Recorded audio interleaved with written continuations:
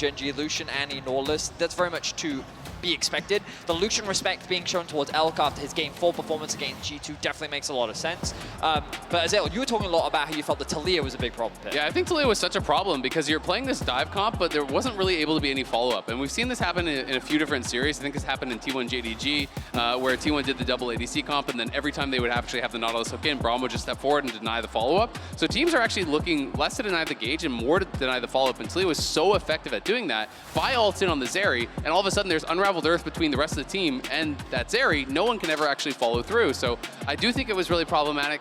Will we see that similar draft? I don't know. Obviously, we're seeing the Rakan already banned out. Maokai's being banned away on red side from BLG, so that's not a first pick option here for GENG. Yeah, the big difference, GENG over on blue, the Nautilus, the Rakan, the Lucian banned out by GENG. Over on the other side, it's Maokai, it's Cassante. Remember that in game number 1, we did have the Jinx also banned out along with the Lucian. Those were the 2 marksman bans that were taken away, which resulted in us getting the Xayah versus the Zeri matchup. Gragas banned out by BLG, even though Doran had a really bad game on it. They don't want to give it to him again, but this leaves Annie open, and she's been a very powerful first pick on blue side. Well, and that's what I was kind of wondering. Like, is this a trade? Are they saying, okay, we're going to do, trade OP for OP or something like that? But it's very surprising to see that Annie left up. It has been super effective across a lot of games, and I also would rather Chovy be on a high power pick like that than something that is facilitating like the Lissandra. I mean, this does mean that Yagao's Ahri is up for grabs, right? The Vi Ahri both left uncontested.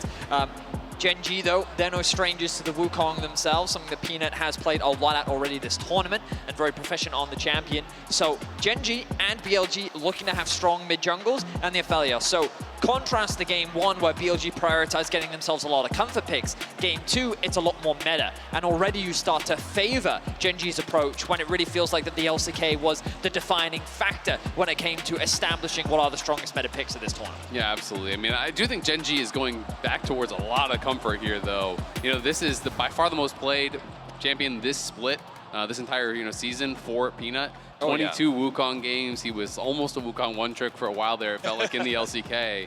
And it has been such a powerful team fighter. We have seen Wukong's really dominating games, being able to solo out enemy AD carries. Kanavi has been incredible on it, but a lot of different guys. So I do wonder, what kind of support are we going to go with here? Because I don't think if you don't have any sort of support to really peel that Wukong off, it can be so problematic for the Jinx. Even if it is just that solo dive with the Wukong getting past, it's really going to be difficult for Elk to make stuff happen.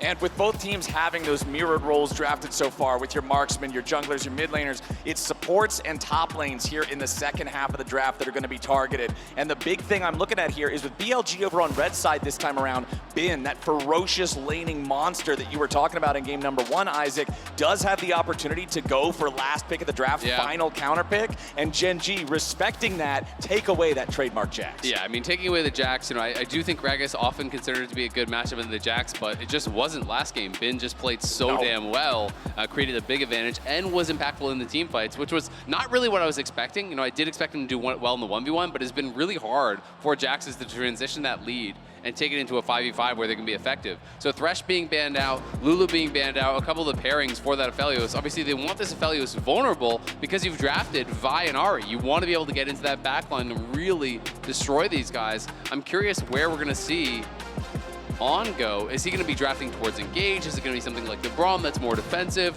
Are we going to see something like I have been wanting, such as Renata, which I think is really strong into a lot of these picks, but has not been popular whatsoever? I wonder if BLG will go for Braum. There is a lot of risk with just taking a Braum blind, of course, but when we think about a lot of the meta supports, are they looking for more dive? The Leona was something that we saw from early on in the tournament, and the follow-up alongside the Vi is very prevalent. I don't love the Blitzcrank. I think it should be Braum. I think if you go Leona, then Delight can just Braum, and then you're in a pretty bad 2v2. And I think Braum has more value in the 5v5. So I think, if you're not going to go for hard engage, if you feel like you've already got enough here, then Braum makes a lot of sense as a stable pick. It's one of those champions that can help to deny the follow-up. Tahm Kench would make a lot of sense as an answer here to the Vi and the Ahri, trying to keep Pays safe. Yeah, I think BLG recognized we would have no peel for our Jinx if we decided to go for Leona. And they've got a Wukong Annie. So definitely makes a lot of sense. GENG now need to find a solid, safe, blind top to go into bin. Now, my concern is, you know, in a lot of situations, I think they would just go towards like a Sion or something here, but Gwen is not banned. And I think that's really problematic. So we could look towards like a Gnar if they want something. Jace is up. Jace is possible as well, but IGN just would be so scared to do carry versus carry after that performance that we got from Doran against Bin. Bin will counterpick you. But this is the problem again, like you go towards a tank, that's kind of what I expected, but then not banning the Gwen, I think it's just really going to be problematic because you can transition that lead so well. They ran out of bans, Isaiah. They just ran out. You only get 5. Yeah. It's just so interesting, right? Because when I'm thinking about champion strength, I feel like I would way rather be playing against the Jax than I would be against the Gwen. Yeah. But maybe they're just saying, well, it's not about the champion, it's about Bin. And that's the problem, right? And he's so good on the Jax that he's kind of demanding that attention. But I feel like the Gwen is a better matchup into the Ornn, and it's also a better team fighter. They also picked Ornn into Braun. Yeah. Like, yikes. You know, like, it's one of those situations where when you think about what they're playing into, I think BLG are very happy. Admittedly, BLG's composition is very much about getting in front of your face, closing that gap. You have short range in the form of Gwen, who wants to have access to the backline. You also have a Vi and an Ahri that want to be able to dive. And when you kind of think about the front to back, GENG have a lot of safety. Tahm Kench Ornn, a very powerful wall that BLG will have to find their way through. But we know that this game is going to come down to a lot of fights around the early objectives. BLG will not be afraid to fight you. So at the end of the previous draft, I asked you both, who do you give the edge to? And the answer was GENG, having the more straightforward comp. We saw that BLG navigated the game so much better. They ran it over. How do we feel about this one now that we've seen the drafts? I personally like BLG's comp more. I think they actually have a really good pick. They have side lane, but they have a side lane team fighter that can bring it into that 5v5 and become really problematic for them. GENG do have a monstrously strong mid jungle, but I like what BLG have drafted. Yeah, my only concern for BLG is that I think that their comp is harder to execute when you kind of think about the late game team fights. Because when you have GENG, you have just such a solid wall for Pace to stand behind. There's so many easy ways for them to start a fight because even if Doran's ultimate does get blocked, Peanut as a champion, like we saw what Kanavi was able to do on the Wukong yesterday, and the follow, whether it be Chovy initiating, Peanut following, whether it's Peanut initiating and then Chovy following, this Annie Wukong duo is just monstrous. So I very much agree that BLG have a lot of agency in terms of their early game playmaking, but I do get concerned that if they don't build leads, can they break through the wall that GENG's comp has built? Yeah, and I mean, this is why this stuff is so interesting, right? Because it's all about, you know, where you see these different champion levels and where you expect the leads to be built. You know, when I'm thinking about it, I'm expecting Bin to have an advantage, and then Gwen can become so problematic. It's one of these champions that can solo threaten backline, you know, and even if Paze is kept safe by a Devour,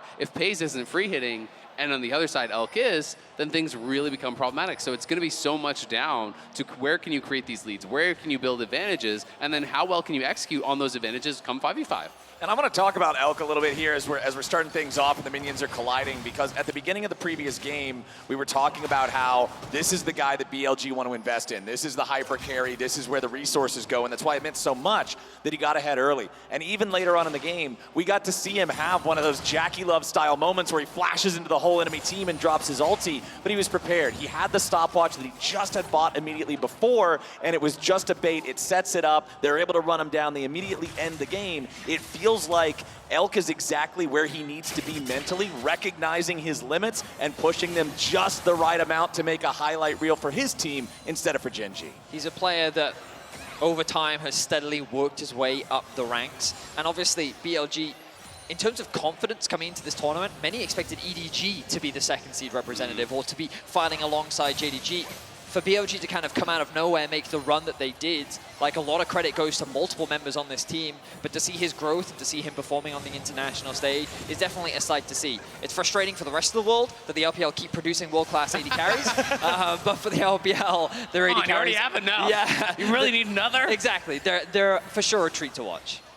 And I mean, for BLG, you're talking about nobody expected him to be there. Yeah, this was a team that was 5th place in the regular season, a team that has only ever made playoffs in 6 out of 12 of the splits since they joined the LPL in 2018. This is not one of those orgs that is consistently always at the top all the time, but this roster, you just feel like they have that explosive power that can really set them off if they're all on the same page and they're all executing at their top level. And what I think is interesting, when we saw the initial group draw, people were like, oh, I hope I get BLG, you know? And then moving into the next stage, oh, I think BLG is beatable, you know? And then moving into this stage, expectations are, oh, BLG shouldn't be able to stand a chance. BLG's bot lane under attack. GENG going in. Delight has led the way as On and Elk have to fall back. Pays still with full HP. Looking for a little bit more damage here from downtown with the Calibrum.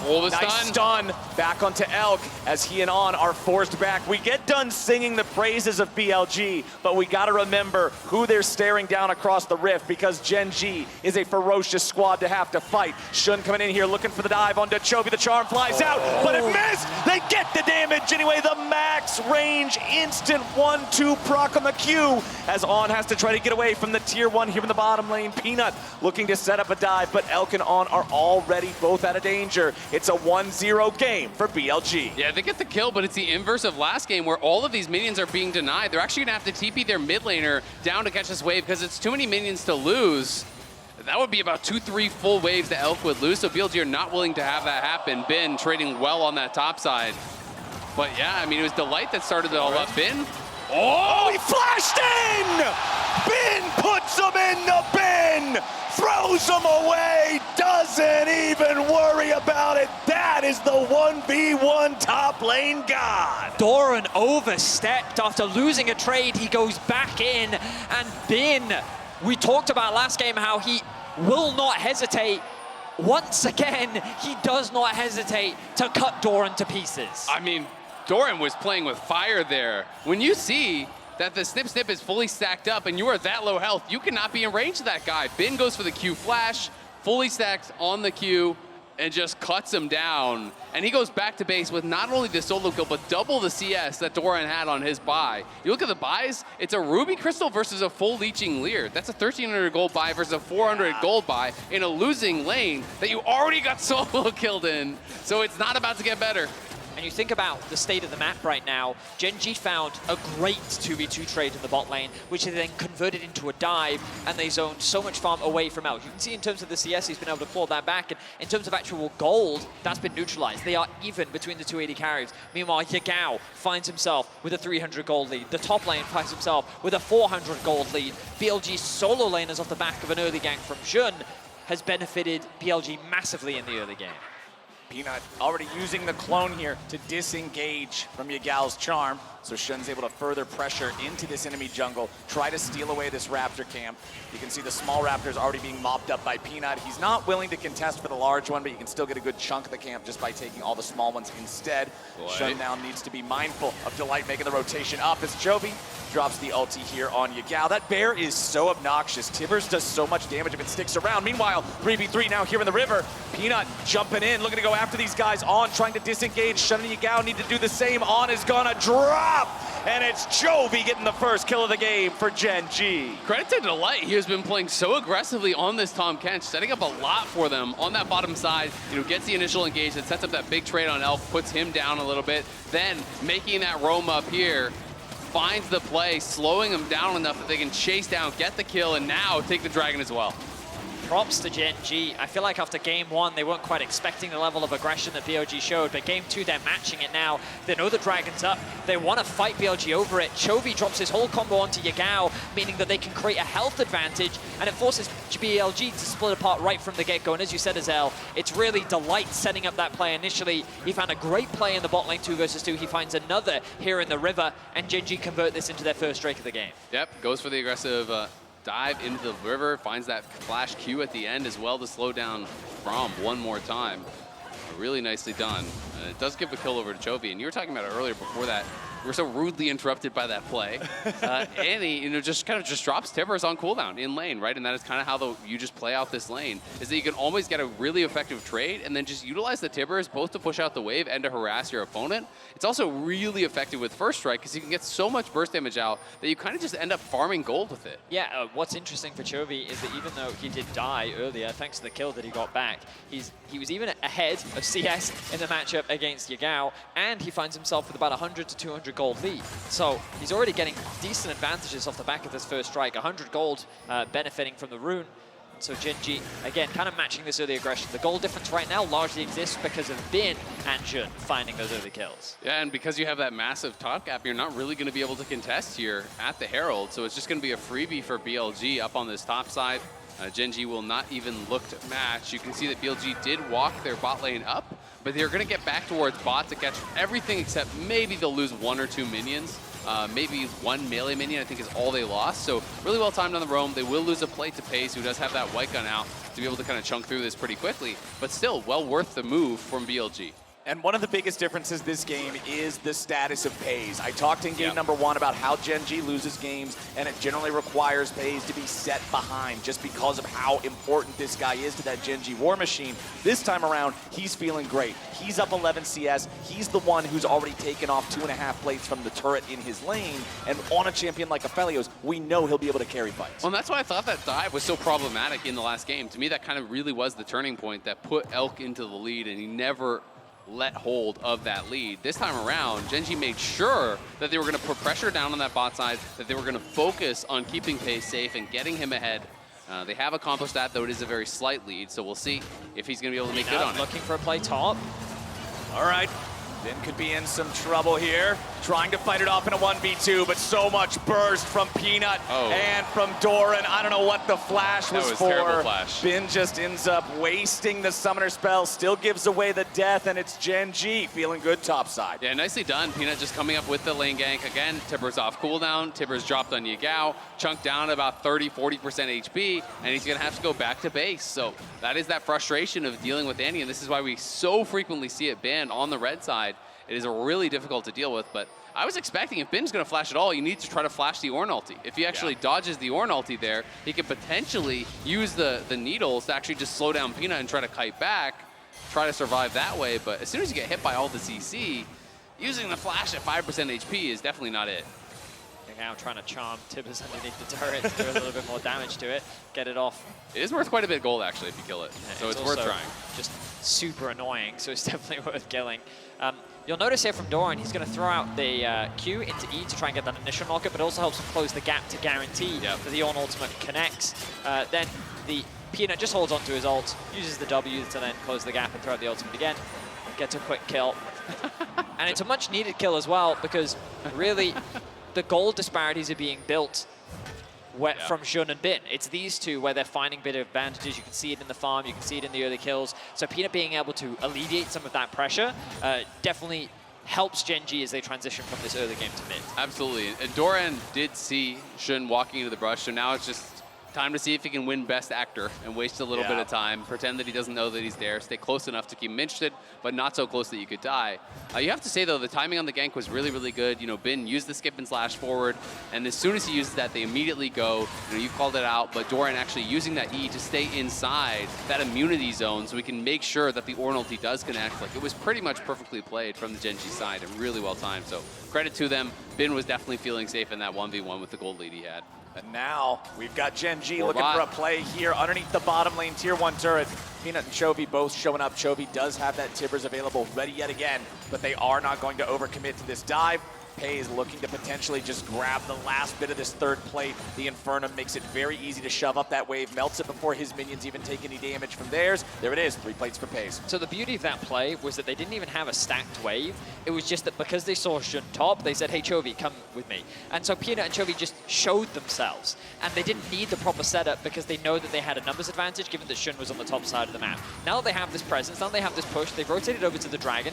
Yagao has pushed in mid, but BLG actually conceding this objective. A little uncharacteristic for BLG, but they are going to say, you know what, it's fine, we'll give this one up. We don't feel strong enough to fight right now, especially with the gold disparity that exists between the two AD carriers. Yeah, it's a nice play from GENG. It's also a nice response. I actually liked how Elk backed off from the tower, on-stayed under the tower, so he's actually soaking XP and still getting some of that gold. If you try to dive the Braum, the Jinx is close enough to assist, but the Jinx is not close enough that he can actually be engaged upon.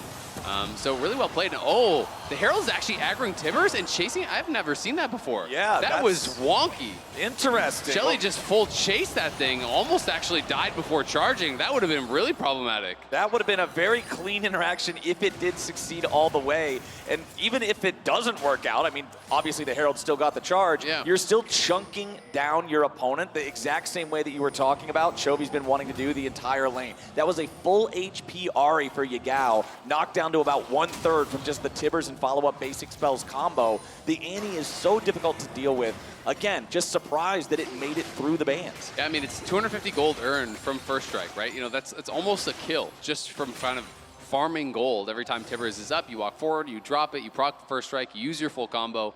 And it's very, very easy to kind of farm gold in that way. Plus, obviously, it does scale very well because it's percentage damage. It's not just a static amount that is going to proc. Right. It's just amping everything that you're doing. So if you get that big engage later on, you're always going to have that flat percentage burst added on top of it. Oh, this is actually pretty tough for Doran now, though. He's going to have to be really, really careful about how he actually plays up this matchup because he is up against the Riftmaker now. He has the Radiant Virtue, so he did go for much more of the kind of like team-focused Mythic. You know, he's not really looking to scrap at all. So this means you basically just cannot interact with the Gwen whatsoever. You only just take the farm as it comes to your tower. There's no more fighting in the 1v1. And with the dagger picked up, Bin's actually going for the more split push heavy build. He's going to be going towards Nashers. It's not going to be a Cosmic Drive. It's not going to be an early Zonias or something along those lines. It's my favorite matchups, the Cower and Fear ones. Yeah. Ones where you are perpetually under your tower and you go, best of luck team, I'll see you later. See you in 30 minutes. Yep. Doran, obviously not the strongest performance in game one. Was solo killed earlier, but can still have a huge impact in the fights. Yagao ults over. BLG looking for their moment here in the mid lane, but they won't find a damn thing. Peanuts ready for the follow-up, throws Yagao up into the air. A lot of bursts coming down from GENG. Doran's got the kill on, and Shun barely survives. Doran's taken low. Bin jumps into the middle of everybody, but now he's got to retreat because GENG's able to turn around, and Delight finds the kill. Yagao and Shun trying to hobble away, and GENG get 2 for 0. BLG tried to pull together some haphazard engage, and GENG just tore it apart.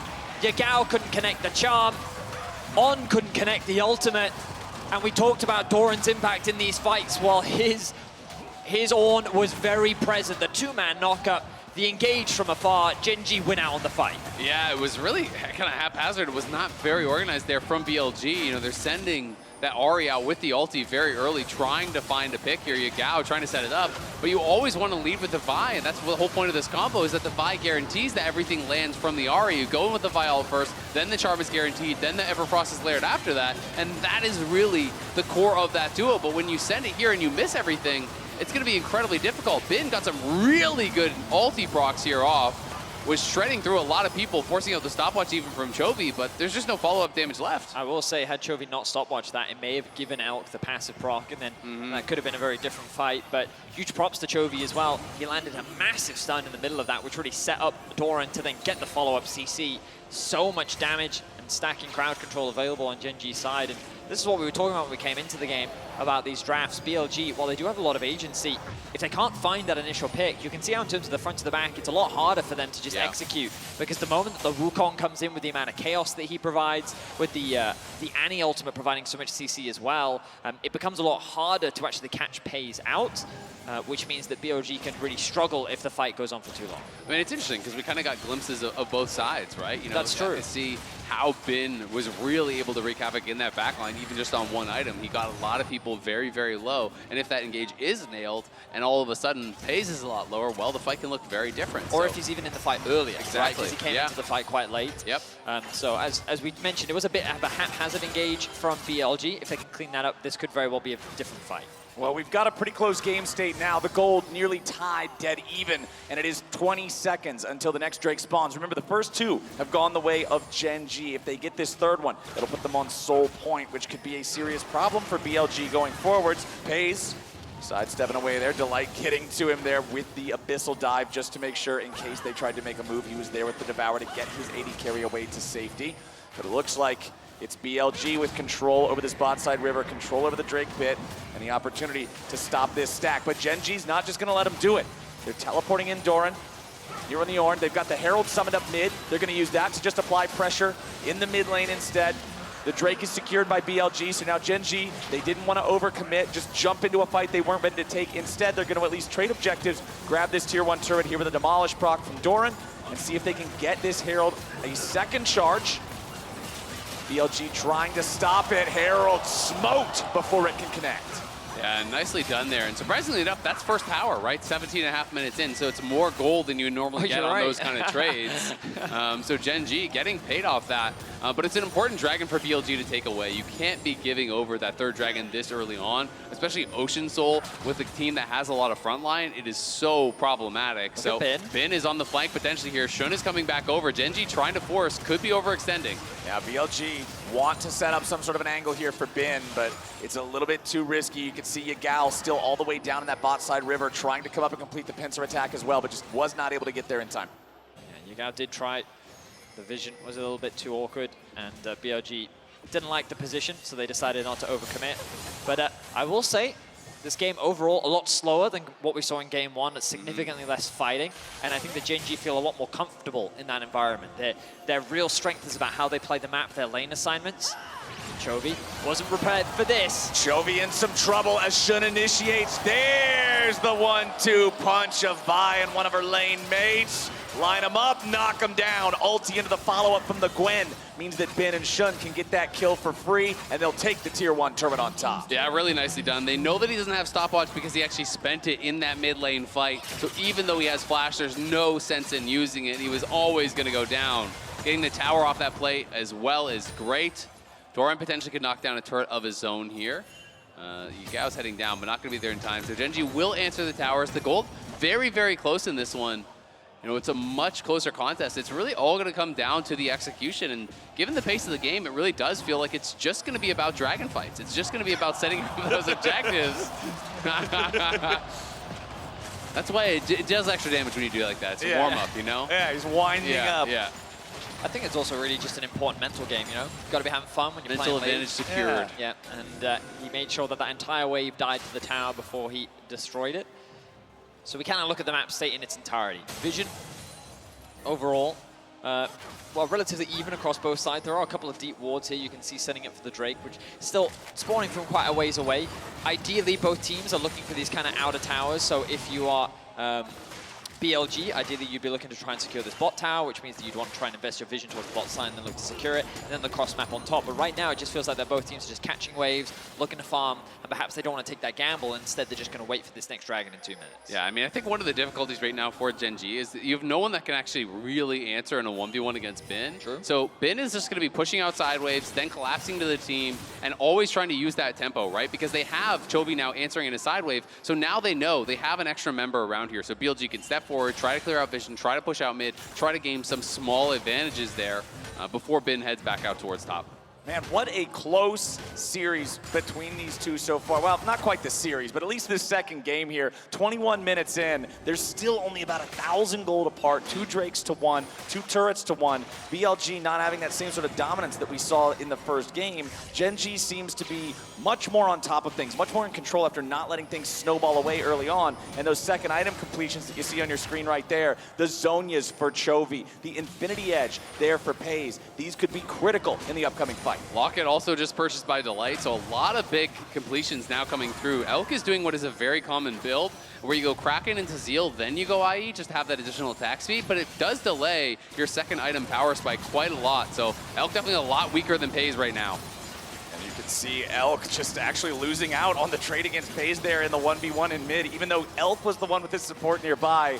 Considering Pays has the red-white combination, he knew it was just a 1v2. He wasn't afraid to get up there and scrap with these guys a little bit. Now you can see both teams sort of fighting for position and vision around this topside river, around this Baron pit. We are at the point of the game now where if you get a really one-sided fight in favor of either side, Baron could be the reward. Yeah, and as we talked about earlier, it seems that both teams are just kind of setting up for the dragon. Doran. But Ben! Oh boy. Doran jumps out, finds the knock up.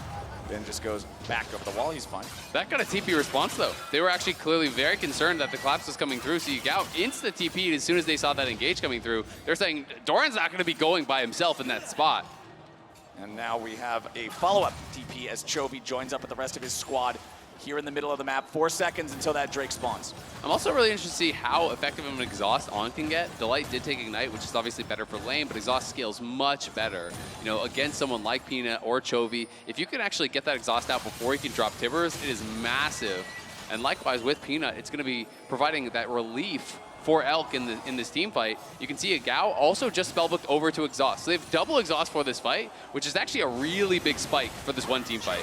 Over the wall, Shun looking for Chovy. The Tibbers is dropped and it doesn't accomplish anything. That's a huge cooldown no longer available for Gen.G.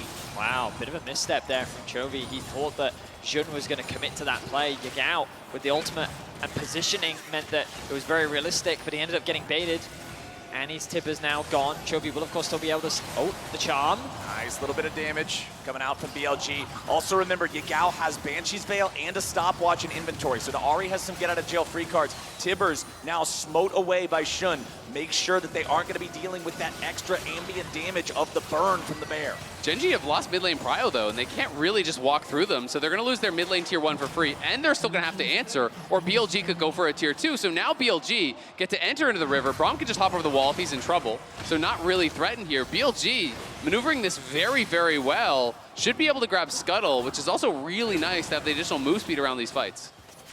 And one more hit, there we go. Shun picks that one up. Now Gen.G, again, moving in as 5. Keep your eyes on the Ornhorn. Keep your eyes on the Braum to block it. Yagao coming around on the flank, but he's spotted out, marked by Peanut. The Drake at about 10,000 HP. Peanut used the smite to pop the Banshee's Veil on Yagao.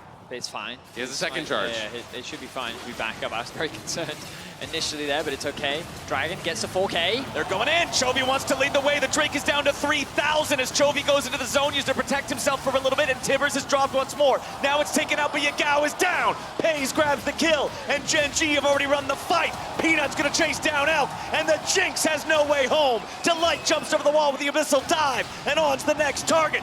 Gobble, gobble. There goes On, and he's just more food for Pays. Gen.G get 3, and they'll get themselves a soul point as well. I think Baron might be next. Ruthless execution as Gen.G flash onto the face of BLG, and this Annie Wukong combo destroys once again. The damage that Chovy and Peanut were able to do in the fight on the back of all the CC. Pays basically solo killing Yagao. Absolute domination from Gen.G in game 2. And I'm not sure that BLG realized how quickly the Annie ulti was going to be up, because remember, it was used mid lane and whiffed mid lane, and here is a flash Tibbers engaged. The cooldown on this thing is just not fair. He already has it up. He's playing CDR boots. He has Leandry's, which is the CDR passive from the Mythic, and he has his own, so it's even more CDR, so very short cooldown on that. They find the engage, and as soon as you see this Wukong getting in onto your Jinx, there's just no chance. And props to Doran. I gave all the credit to Pays, but it was Doran that completely isolated Yagao in the fight. He tried to flank over the wall, chain CC into chain CC, and then Pays just executed him on the spot. Gen.G now with a very comfortable lead decided not to convert it into the Baron. They just took the fight, walked away. But a great fight and looking good for Gen.G in game 2. A couple critical things though. Elk did not waste summoners in what was a very clearly losing fight, and now has his IE completed. So he is at a much stronger point of the game here. So BLG, despite the fact that they lost the fight, didn't really overcommit, so they're pretty well set up to try to go again. The game still is pretty close. That Drake that was secured by BLG earlier does end up coming in clutch, keeping that soul away from Gen.G, at least for now. But BLG are getting to the point where one more big loss, one more big mistake could just signal effectively the end of the game. Gen.G over the wall. They got to be careful here as, ooh, just a big whiff there from Yagao's Ahri means that BLG won't find anything. I guess they didn't want to overcommit to that play even if the charm did connect. See a bit of trading back and forth in bot lane, but Peanut has his eyes on Elk. Jumps in. On decides to drop the Glacial Fissure, and now they're going to find some damage onto Peanut. They follow it up with Shun. They get the shutdown on the enemy jungler, and On's backing away, trying to escape from Tibbers. Pays is behind. Winter's Bite is there, and Ben's coming around. Snip, snip. They force him to go gold, and they shut him down with Ben. The rockets are flying, and Gen.G's dying. Delight hits the floor next, and Doran barely gets away.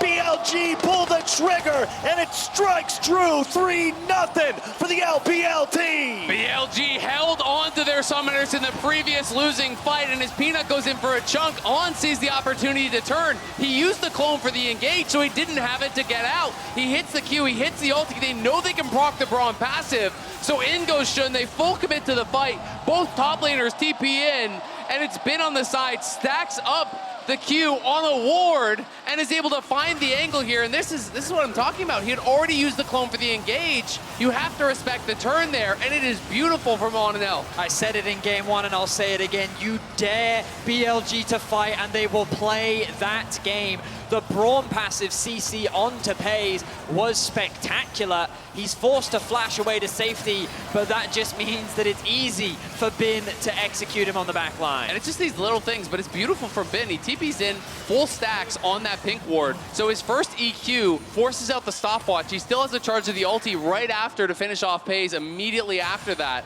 was just so well played by BLG. But on the other side, GENG now level 15 here for Doran, so he has his own mythic upgraded there. It's a mythic upgraded as well for Pays. So there are signs of hope. BLG, they showed this against G2, they showed this against JDG, that even when they're behind, they can fight their way out of any situation. Yep. And they saw what was a fantastic opportunity, which they have now snowballed into a commanding map state. On needs to be careful, though. Yeah, On potentially in some trouble here. Shun over the wall. Gonna give him something to jump away to. Glacial Fissure thrown down by On, the support. Now disengaging, now getting back to his team. Bin's found his way into the back. He's found Chovy. Yagao's here in the front. He's gone golden. Two separate fights. BLG continuing to push down here in the bottom side as Doran's taken very low, and On now retreating again. Yagao's still at about 200. Doran's still about dead. Peanut has to run away and leave the clone back in the brush behind him. BLG win another fight, 1-0. With Pays on the other side of the fight, there's no one to contest Bin. He has his death cap completed after that mid TP. You see how easily he chops through Doran. One proc of his ulti forced Chovy into the Zonias, and then there's no damage. He heals to full off of Doran, just using him for some free HP, and BLG come to life. They're pushing down mid. They take the tier 2, and they're gonna retreat back to the Dragon. You foreshadowed it at the start of the game, Azale, where if Bin can just find the right angle, if Bin gets strong enough, he can become this unstoppable threat that GENG don't really have an answer for. And that fight position was not a good one for BLG. No. They were very separated. Yagao and Elk were separated from their front line, and they didn't really have the support or good position to follow up. And Bin said, I don't care. I do not care. 1v2, 2v3, I have the damage, I have the tools to dismantle GENG, and that is how they won that fight. They won a tower, and they won a dragon. Well, this is the thing. You know, when you get to this point on Gwen, it requires the entire enemy team to actually deal with you, because they have to be able to stun you up, get you inside that shroud, and be able to burst you down, right? And Bin is at this point where he really knows the limits of his champion. We saw, you know, in the JDG versus T1 yesterday, when Zeus was actually able to pick it, the only way they're able to do it, it was a full 5-man collapse onto this Gwen. Everyone burst him down. The sustain becomes really impossible to deal with. The only healing debuff is an Ignite on Delight, which was not in position to be there. There was no damage coming out from Pays. They have no answers for Bin if he's not focused by everyone. Now, the pings have come through from BLG onto their own AD carry, which is flashes up in about 45 to 50 seconds. They don't want to do anything until that is back up, and naturally they're going to assume that Pays' flash is up at the same time. So both teams going to be playing safe for the time being, pushing out these waves, getting a bit of vision, but these AD carry summoner spells are crucial before any further fights continue. Chovy also has to be really careful though, because he's been getting targeted a few times in these side lanes and in some of these fights. His flash is desynced from that of the Ahri. Bin's is going to be up before Doran's as well. So those critical summoners are going to be available sooner for BLG. And they're just going to be looking to continue rinse and repeat, set up for these Dragon fights, set up for these Baron fights, pressure through sides with Bin. As long as Bin sees that multiple members are elsewhere on the map, he's pretty comfortable, I think, in almost any 1v2 at this point. I would actually favor him in a 1v2 against Doran plus Peanut at this point in the game. It's so tough to deal with this guy. Stopwatches on both Bin and Shun whenever these guys decide to go in. Everfrost, Void Staff, Banshee's Veil, all done on Yagao. There's just so much power here on the side of BLG. We got 1.5 minutes until Baron, 3 minutes until the Drake.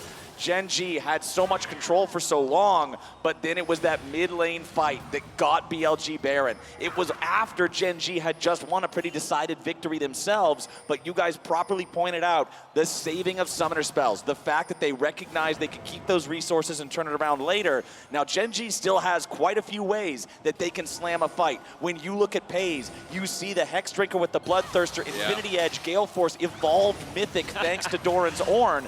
And GENG, 5-man top, they're going to force down the tier 1. It's really going to be a battle of Pays saying, try to kill me, you know? And Bin is going to be like, okay. Like he's Don't try too hard, stop that. Get away from me. He's not going to shy away from that contest. And we'll see if Pays can stand his ground very close to level 16. That's going to make a big difference. But Bin, just as close to level 18. Absolute monster in the top lane. I mean, Bin is more than the total gold lead for his team, right? You know, he is a good 4,000 gold ahead now of Doran. They're 3,000 gold up on GENG. So if GENG can have a fight without Bin involved in it, it's potentially going to look really good for them. But any fight where Bin has a good angle is going to be so problematic. And he has the gold here, I think, to finish Zonia's, or at least very, very close. And normally, when you're looking at a game state like that, you would say, oh, well, at least he's Ornn. At least he's always still guaranteed to be useful. But there's been a couple of these team fights where the Ornn Horn kind of just flies through and doesn't do anything. Even if it does do something, Braum can block it. Exactly. There are answers for BLG to deal with that guaranteed utility of an Ornn pick that you would normally assume. So GENG, they got to execute. Gold-wise, though, you know, you have 4 Mythics upgraded for that Ornn, so... the gold lead is really 0. It's basically a dead even game at this point. You know, Soul would be a massive advantage for GENG if they can get it, but it's all going to be down to the execution here. You can see Bin trying to wrap around. He's being marked by Peanut, as GENG do have the push through mid and are going to have easier access into the river. They just used the Unbreakable from On's Braum, so BLG knew they had to back up for a second. You can't risk getting engaged on by the Ornn Horn when that's not available to block it. The positioning here from GENG is pretty good. You've got Peanut on the right flank, you've got Doran on the left, and Peanut just trying to bait out a couple of spells here, but GENG really trying to mitigate BLG's angles to start off these fights. Yeah, Peanut actually got the Banshees popped off. That's what he's trying to do on Yagao. So he does pop the Banshees off Yagao, and Yagao now is a more viable target. A little bit of poke back and forth between both sides. Doran took about 1,000 HP. It doesn't look like that because he is the Ornn. But On also taking a slight amount of damage here. But look at Breaker being charged. Chovy's in some trouble. Uses the stasis to keep himself alive, and now the Ornn Horn's coming through. Shun looking for a little bit of pressure as Bin's Hallowed Mist is going to keep him alive. Disengage, coming back out for BLG. GENG take a little bit of damage, but for the amount of ultis, the amount of abilities that went flying, there's not a lot of injured health so far. Shun backing away. Elk and On got to be careful as On's going to take a whole lot of damage here from Pays, rooted up, but now Pays could be in some trouble. One more hit for the winner's bite is going to set him up. They might just take him down. Yagal's after Chovy. He's barely still alive, and Yagal's got the first kill. He kites away from Peanut to stay alive. Elk continues the chase after Doran as Pays barely survived the onslaught from BLG, who win the fight, kill the enemy mid, and secure the next Drake. Very scrappy fight here. A little bit of jitters, it feels like, between the teams. It looked like Shun shortchanged his Q flash there onto Chovy, and then we see Yagao shortchanging his flash as well for that pullback on his Q on Chovy. But at the end of the day, it's BLG again in these scrappier fights are going to have the advantage. It's them that come out on top. They move to Soul Point. They TP here over to the Baron, trying to make sure that GENG wasn't doing any sort of a sneaky rush, and they could easily start this up at this point. It is spotted, though, as they see multiple members walking over. So Doran and Peanut are here. Nice charm down on a Doran. A little bit more damage, finding its way onto the tank, but that's not the guy you can target if the fight is even. Doran now getting chased down by Bin. He'll cut right through him. Bin is unstoppable, and BLG once again have a 5v4 as Chovy just now respawns and teleports to join up with the rest of GENG. BLG right back into the Baron pit. Keep your eyes on Chovy. It's going to need to be a big Tivers if they want to try to win something here. All of BLG starting to back away a little bit now. The Glacial Fissure dropped by On. BLG back into the pit. Chovy tagged up the winner's bite. There's the charm. They want to go after Chovy. They force the ulti back out into life, but BLG's health bars are looking bad. Guardian Angel's going to come out there from Shun, but GENG are camping the body. They take him down, and Chovy gets the credit. Pays flashes in. He wants the damage on On, but he can't quite find it. On likely to drop here next as Pays goes on a killing spree. Ben tries to fight back. Delight is down. They're going after Chovy again. Elk looks for the reset. He's trying to cut Pays. The rockets are ready to go. He's excited, and he just can't fight it.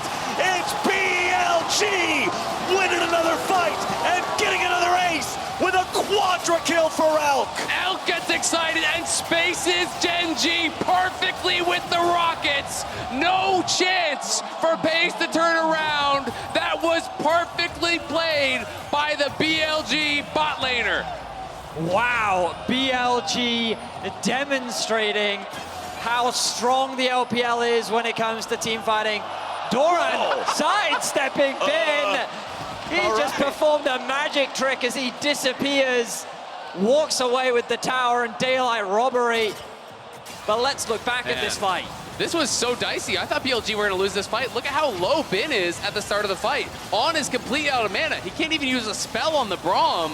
This was looking like they'd really overplayed their hand. Yeah, and Shun dying at the start. There's no real way for BLG to assist him in the 4v5. GenG are playing patiently, and here they want to clean up. Paze even flashes in the shield from On, magnificent to keep Bin alive, and now just keep your eyes on Bin and Elk. They're focusing getting that execution on the Bin, but that means the Elk is completely safe. The Runans means that he just tears through GenG, and the moment that he gets the first reset, it's crit. It's a crit, it's a crit, it's a crit, it's a crit, it's a kill, into quadra for Elk. Yeah, and that is the advantage of the Jinx in those situations. You stack the lethal tempo, and you can see it. BLG's coaching staff are pumped up after that fight. They know it was critical. And now BLG are looking to push down bottom side. I believe that Elk is 6 items on this Jinx. He is powered up with Baron. He is protected by his team. And BLG know they got everything they need to be able to find a win. Yagao and Shun gonna pressure the mid lane, pressure the tier 3, take down the inhibitor turret as Delight goes to join back up with Doran, but the base has been broken open. GenG trying to group up as 5 and continue their defense. Yeah, BLG just need to be careful if they're splitting up like that to not get engaged on. GenG's only real recourse in this situation is to try to get an odd number fight. They need to find a 5v4. They need to find a 4v3, something along those lines. But Bin is just going to peel them apart. You can see him pushing down here along this bot side. On and Elk are just bouncing between mid and bot here, and they're going to be able to grab this inhibitor very easily. Chovy, can he find an angle? BLG, they take out the inhib. Now Doran's gonna take the damage here with the start. Yagao CC'd as he has to try to get away. Doran goes to the Ornhorn, but On does a beautiful job blocking it out. Tibbers is summoned, Tibbers is down. BLG, they force the inhib, they disengage. 30 seconds left on their Baron. 50 seconds until the Drake Soul spawns. Whoever gets it is getting that Ocean Soul. BLG have done a great job of clawing control back of this game, and so much of the story was about Bin. His impact in the side lanes, the fact that he was just this unstoppable demon. And then Elk has been stepping up, level 18 on the Jinx. Full build, and now BLG feel confident as the Dragon is spawning. This feels like the deciding fight, Flowers. Yeah. At the end of the day, it all comes down to execution. Can GenG find the fight to turn this game back? These fights are going to be so high lethality. There's no stopwatches available. Everyone's already kind of utilized theirs. The Zonius is even on cooldown, so it's all about the engages here. Everyone is doing so much damage at this point. They charm up Doran, but he does a good job buffering through it. Meanwhile, the engage back onto Shun. GenG go after him, but they cannot burst down the jungler. BLG ready to defend him as Elk is firing into the Drake.